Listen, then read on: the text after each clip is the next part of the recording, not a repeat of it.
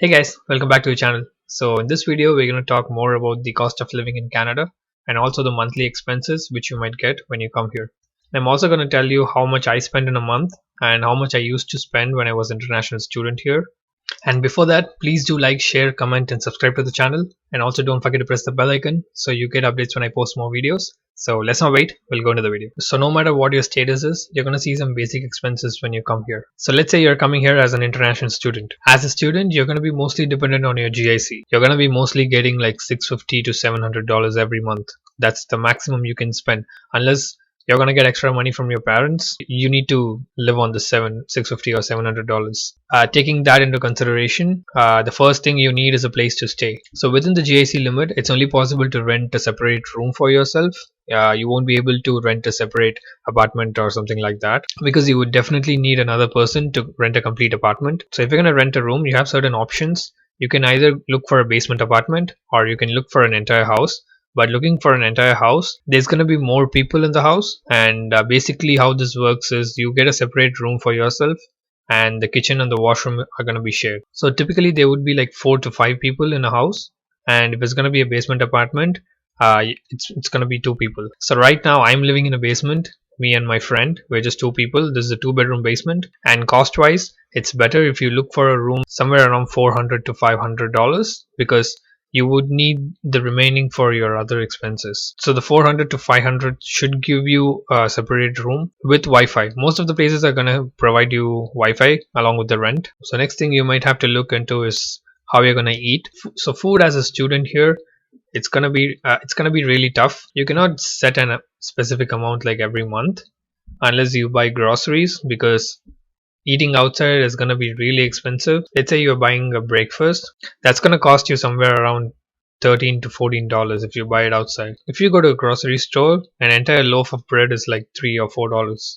and like a dozen of eggs is again $3 or $4. So it's basically $6 to $7, and it's going to cover you for 4 to 5 days. Basically you won't be able to eat a lot outside unless you're going to try to find a part-time job here and you're going to earn extra money, or you're going to get more money from your parents. Living within the GIC, I think getting groceries is the only option. And groceries, it's going to cost around $70 to $80 a week. And groceries, again, it completely depends on how much you buy. When I was a student, I used to spend, so we were 2 people at that time, and we used to spend $120 to $150 for 2 to 3 weeks. It's going to be like $200 to $250 per month. And sometimes when I go to college, there's gonna be a food court in the college, but the cheapest thing you'll get there is pizza. Pizza is the cheapest thing you can get here. Don't try to take Indian food here. Indian food is expensive. You're gonna start comparing the rates to Indian rupees, and you wouldn't want to eat the same dosa or any Indian food like paying that much. Because so as a single person, I think maybe $100 for 2 weeks should be good enough for groceries. So your monthly expense is going to be $200 for that. So giving that, it's going to be 600 to 700 just this. So these are the 2 basic necessities which you have. The third one would be to get a phone number here. Cell phone plans are mostly postpaid here. No one uses prepaid, so it's going to be a monthly bill. So basic plans start from around $30 to $40 a month, but I don't think the $30 or $40 plan would give you unlimited internet. So you might have to spend another $20 or $30 to get an unlimited package. And the fourth thing would be your transport. So that's the reason most of the students would just look for a room close to their college so they can just walk. But if you're unable to find a place closer, you might have to get a transit pass. Transit pass is basically, you have 2 options there. You can get a monthly pass, and if you get that, it's unlimited. You can just travel how much ever you want. I think it's around $150 right now. Or you can just get the card and recharge your balance. Suppose if you don't have college like every day and you're just gonna go to college like 3 days a week, I don't think getting a monthly pass is a better option, because if you recharge every week and you just use it like 3 days a week, that's gonna be cheaper for you. Also, one advantage right now, because of COVID, everything is online, so you don't actually need a transit pass. Or I haven't recharged my transit pass for like months because I don't go outside anywhere. The most places I go is like in a walking distance from my place, so and I'm working from home, so I don't have the need to travel anywhere. That's like an advantage right now, but it's going to be temporary, like once COVID gets better. So these four are the basic necessities: your rent, food, cell phone, and transit. Altogether, it's going to come anywhere around 700 to 800 per month. Given like the 650 to 700 of GIC, I know it's going to go over, but you just have to control a lot. If you have to cover your spending just within the GIC, it's gonna in most cases it's gonna go like maybe $100 or $200 more than your GIC. Coming here as a student is actually a difficult job, so that's why most people go try to get a part-time job here. I'll make another video on how to get a part-time job and how to apply and all those things. So let's say but in my case, when I came here, it wasn't enough. The GIC wasn't enough for me, but I managed to get a part-time job in like 3 months after I came here, and I used to get another $200 to $300 every month from part-time. So my spending was a little bit good, and I was able to eat a little bit outside, mostly just pizza, but I was able to just, obviously you're coming to a new country and you want to try new food. So you just need to find the balance there. And apart from this, so these are the monthly expenses which you're gonna get. So apart from this, when you first come here, you might have to do some starting expenses, which is like a one time. So let's say you are moving to a place and you definitely need a bed and a mattress. So those are going to be the starting expenses. So the cheapest bed and a mattress is going to come somewhere around like $300 if you get one from Walmart or somewhere. And it's better not to buy clothes from here when you come here. Clothes are expensive here, and especially when you come here as a student, it's gonna be really expensive for you. Try to bring clothes from India, and later when you get a job or something, you can start buying here. I used to wear the clothes which I brought from India like for the first 2 years. Only after like 6 months of being in a job, I started getting clothes from here. There are going to be lots of sale and all those things. It's better to just avoid that when you're a student. So this would be the student scenario. So let's say you're coming here as a permanent resident. Things are going to be similar to a student expense when you first come here, but let's say you are going to get a full-time job in like 2 or 3 months, then your expense is going to be completely different. Because comparing to the process, a student GIC and the amount you show for the PR is pretty much the same amount, and that's going to be there for the first year of your expenses. This is $10,000, and for PR it's going to be 11,500, somewhere around that. So pretty much the same amount, and that's gonna cover you for the first year of your expenses.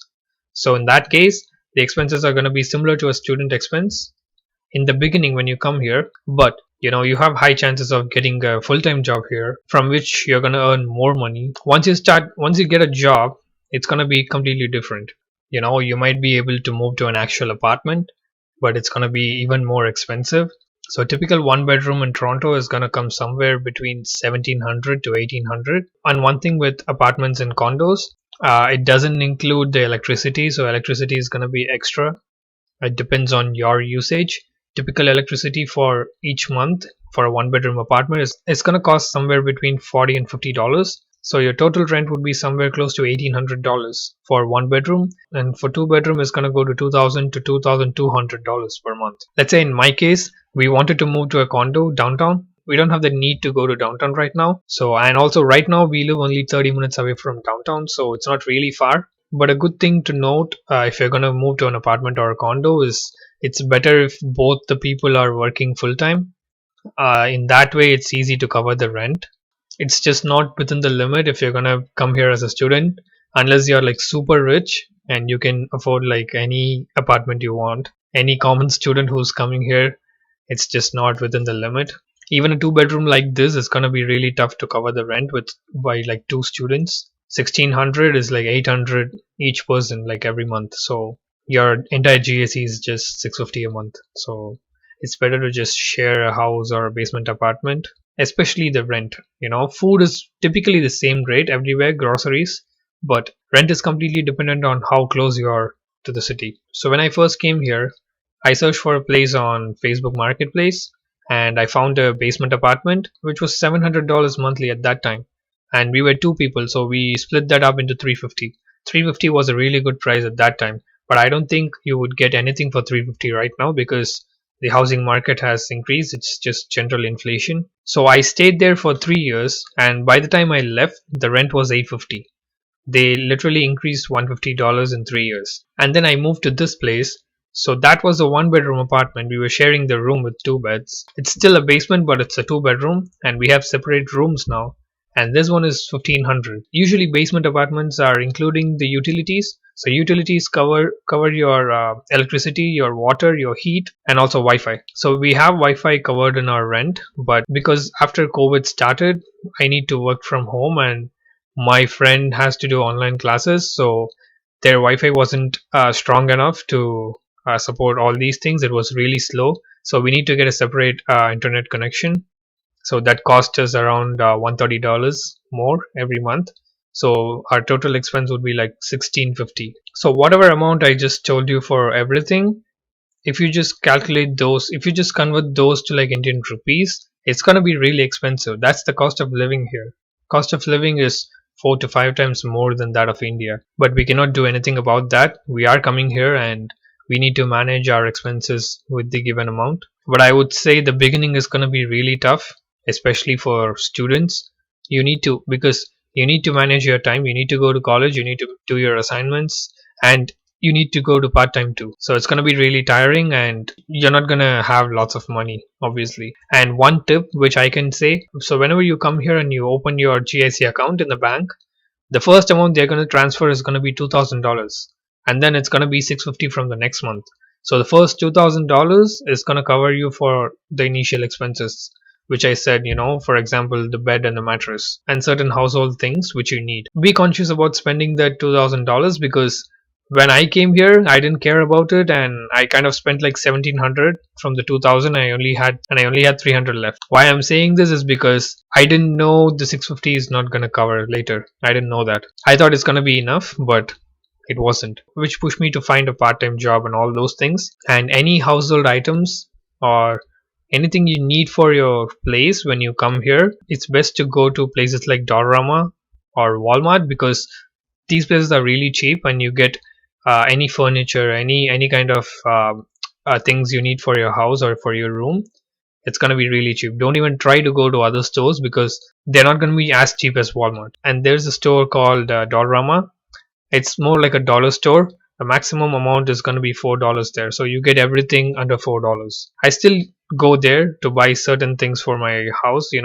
For example, like a broom or a mop, even like plates, cups, anything related to your kitchen, your washroom. And when it comes to food, the cheaper places, the cheaper things to eat are, any Western food. All the Western food are going to be cheap here. So pizza places, McDonald's, Subway.